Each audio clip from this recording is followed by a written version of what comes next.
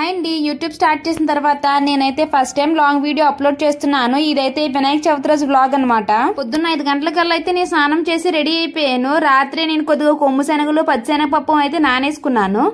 పులిహోర కోసం అని బియ్యం కూడా కడిగి స్టవ్ మీద పెట్టేశాను. ఒక సైడ్ కొమ్ము శనగలు కూడా పెట్టేశాను. ఈ లోపునైతే ఉండ్రాలు చేసుకుని ఆయి పెట్టుకోవడానికి రెడీగా ఉంచుకున్నాను. రైస్ వాట్ చేసి కొమ్ము శనగలు కూడా వాట్ చేశాను. ఈ లోపు చేసి పెట్టుకున్న వంటలను కూడా ఇడ్లీ పాత్రలో పెట్టి ఆవిరి పెట్టుకున్నాను. ఇంకా పులిహోర కోసం పోపు కూడా రెడీ చేసుకున్నాను.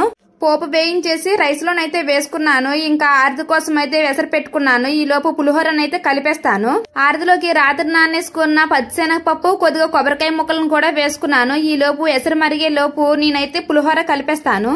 స్టవ్ మీద ఎసరైతే మరుగుతుంది. ఈ లోపు నేను పులిహోర మొత్తాన్ని కలిపేశాను.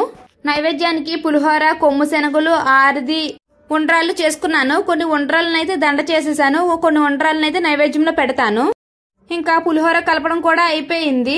నేను పులిహోర కలుపుతుండగానే మా పిల్లలు కూడా నిద్ర లేచారు. వాళ్ళిద్దరికి అయితే బ్రష్లు స్నానాలు చేయించేశాను. నేను పులిహోర కలిపేసరికి ఆరతి కూడా ఎసరు మరిగిపోయింది. ఆరతిలో కన్నా నేను వరిపిండిని అయితే నిన్ననే కడిగేసి తడిబియ్యాన్ని ఆడించి రెడీ పెట్టుకున్నాను. కొద్దిగా వరిపిండిని వాటర్ లో కలిపేసి ఎసరులో వేసిస్తే ఆరతి రెడీ అయిపోతుంది.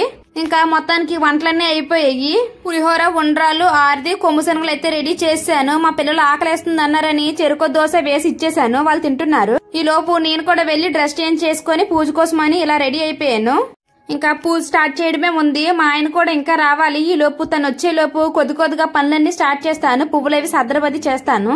ముందు దేవుడికి పువ్వులన్నీ పెట్టేశాను అనమాట. తర్వాత జంజం వేయాలి కదా, అందుకని దాన్ని రెడీ చేస్తున్నాను. దేవుడి గదిలోనైతే సర్దడం అయిపోయింది. ఇంకా నైవేద్యం కోసం ప్రసాదాలన్నీ కొద్దిగా కప్పుల్లోనైతే వేసుకుంటున్నాను. ఈ లోపు మా ఆయన కూడా వచ్చి స్నానానికి అయితే వెళ్లారు.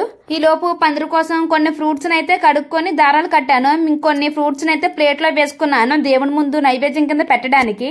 ఫ్రూట్స్ అన్నిటికీ దారాలు కట్టడం అయిపోయింది. ఇంకా మా పెద్దోడు వచ్చి కొంచెం పందిరి పట్టుకుంటే నేను అన్నిటిని హ్యాంగ్ చేశాను. వినాయక చవితిలోని కొద్దిగా పని ఏమన్నా ఉంది అంటే పందిరి కట్టడమే. ప్రసాదాలన్నీ సింపుల్ గానే అయిపోతాయి.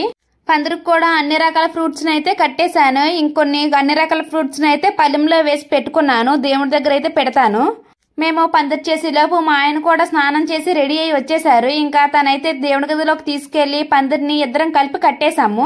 పందిరి కూడా కట్టడం అయిపోయింది. ఇంకా నైవేద్యాలన్నీ పెట్టేసి పూజ అయితే స్టార్ట్ చేసుకోవాలి. ప్రసాదాలన్నీ కొద్దిగా వేసుకొని ప్లేట్లోనైతే సర్దేసుకున్నాను. ఇంకా దేవుడి దగ్గర తీసుకెళ్లి పెట్టేసుకోవడమే. నేను వండిన అన్ని రకాల ప్రసాదాలు, ఒక గ్లాస్ పాలను కూడా పెట్టి దేవుడి దగ్గర అయితే పెట్టుకున్నాను. మేము వినాయక చవితికి ఈ ప్రసాదాలే చేసుకుంటాము. మీ సైడు ఎలాంటి ప్రసాదాలు చేసుకుంటారో ఒకసారి కామెంట్ చేయండి. నేను చేసిన ప్రసాదాలతో పాటు ఎక్స్ట్రాగా పాలు, సలివిడి వడపప్పు, అటుకులు, బెల్లం అయితే పెట్టాను. ప్రసాదాలన్నీ తీసుకొని వెళ్లి దేవుడి దగ్గర పెట్టి ఇంక పూజ స్టార్ట్ చేయాలి. మేము పూజకన్నీ ప్రసాదాలు, పూజ సామాన్లు అన్ని రెడీ చేసుకునేసరికి టైం అయితే 11 అయిపోయింది. ఇంకైతే పూజ స్టార్ట్ చేస్తాము. నేను ముందు రోజు కట్టిన చిన్న పువ్వుల దండ అయితే ఉందన్నమాట, అది వేసాను. ఈ రోజు కుట్టిన ఉండ్రాల మాలను కూడా వేసుకున్నాను. దేవుడికి పెట్టిన పువ్వులు అయితే పైన నించోవట్లేదు. ఎన్నిసార్లు పడిపోయాయో మళ్ళీ పెడుతూనే ఉన్నాను. ఈసారి అయితే చిన్న మట్టి వినాయకుడిని అయితే తెచ్చుకున్నాము. చాలా అందంగా ఉంది. మీరు కూడా మట్టి వినాయకుడిని పూజించండి. పువ్వులు, ప్రసాదాలు అయితే చద్దడం అయిపోయింది. ఇంకా కుందుల్లో నూనె వేసుకుని దీపాలైతే ముందు వెలిగించేశాము. ఇంకా మా ఆయన అయితే కథ చదవడం స్టార్ట్ చేశాడు. మా పిల్లలు కూడా బయట ఆడుతున్నారు. ఈ లోపైతే వచ్చేసారు. కూర్చోమంటే ముందు ఇద్దరు కూర్చున్నట్టు కూర్చున్నారు. కానీ మా చిన్నోడైతే సైలెంట్ గా వెళ్ళిపోయాడు. మా చిన్నోడు కుదురుగా 1 గంట ఎక్కడ ఉండడు అనమాట. అటు ఇటు తిరుగుతూనే ఉంటాడు. ఇలాగ ఒక దగ్గర కూర్చోమంటే వాడికి చాలా చిరాకు. అందుకే నెమ్మదిగా బారిపోయాడు. మా పెద్దోడు నేనేమన్నా అంటానని చెప్పి ఏదో అలా మోమటానికి అయితే కూర్చున్నాడు. మా ఆయన కథ చదువుతూ ఉండగా నేను పూజ అయితే అలా నెమ్మదిగా స్టార్ట్ చేశాను. కొద్దిసేపు కథనైతే మా ఆయన చదివి మిగతాది నాకు ఇచ్చారనమాట. నేనైతే చదివాను. తర్వాత మా ఆయనకి ఎంతపై పూజ అయిపోతే వెళ్ళిపోదామా అని ఉంది. షాప్ దగ్గర కూడా వినాయకుని పెట్టారనమాట. అక్కడ కూడా పూజ చేసుకోవాలి. ఈ లోపు మా పెద్దోడు చూడండి నెమ్మదిగా వాడు కూడా లేచి వెళ్ళిపోతున్నాడు. వినాయక చవితి రోజు వినాయకుని పెట్టిన తర్వాత చిన్న పసుపు వినాయకుని కూడా పెట్టాలంట. మేమైతే తమలపాకులో చిన్న పసుపు వినాయకుని అయితే పెట్టుకుని ముందు పూజ చేసుకున్నాము. ఏదో మాకు వచ్చినట్టు రానట్టు తెలిసి తెలియనట్టు అయితే పూజనైతే కంప్లీట్ చేసుకున్నాము. ఈ సంవత్సరానికి మా పూజ ఇలాగ అయ్యింది. మేమైతే ఒకరోజే ఉంచుకుంటామన్నమాట ఇంట్లోని. సాయంత్రం అయితే తీసుకొని వెళ్లి దేవుణ్ణి శారదా రివర్లోనైతే నిమజ్జనం చేస్తాము. నేను ఈ వినాయక చవితి చేయడం రెండోసారి. లాస్ట్ ఇయర్ చేశాను, ఈ ఇయర్ చేశాను. ఈసారి చాలా బాగా వచ్చింది. మేము 11 గంటలకి పూజ అయితే స్టార్ట్ చేసాము. కథ చదివి ఇవన్నీ సర్దుకొని అన్ని చేసేసరికి అయితే టైం 1 గంట అయిపోయింది. పొద్దున్న నుంచి ఏమీ తినలేదు, ఆకలి కూడా వేస్తున్నాయి.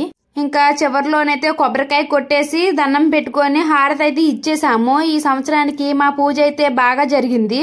ఇలాగే ప్రతి సంవత్సరం హ్యాపీగా చేసుకోవాలని కోరుకున్నాను. చివరిలో దండం పెట్టుకుని హారతి అయితే ఇచ్చేసాము. మా షాప్ దగ్గర దేవుని పెడుతున్నాం కదా, మా ఆయనకు కూడా ఇంకా లేట్ అవుతుంది. కొద్దిగా ప్రసాదాలు అయితే తినేసి మా ఆయన అయితే వెళ్ళిపోయారు. మా పిల్లలు కూడా పొద్దున్న ఏదో కొద్దిగా టిఫిన్ తిన్నారు. నేను చేసిన ప్రసాదాలు అయితే వాళ్ళకు కూడా తినిపించేసి నేను కూడా తినేసాను. ఇంకా సాయంత్రం అయితే నిమజ్జనం చేయడానికే వెళ్ళాము. ఆ వీడియోస్ కూడా నేను అప్లోడ్ చేశాను. ఒకసారి లింక్ ఇస్తాను, కింద చూసేయండి. ఈ వీడియో కనుక నచ్చితే లైక్ చేసి సబ్స్క్రైబ్ చేసుకోండి. ఇక నుంచి రెగ్యులర్ గా లాంగ్ వీడియోస్ కూడా అప్లోడ్ చేయడానికి చూస్తూ ఉంటాను. ఇంకో మంచి వీడియోతో కలుద్దాం. బాయ్.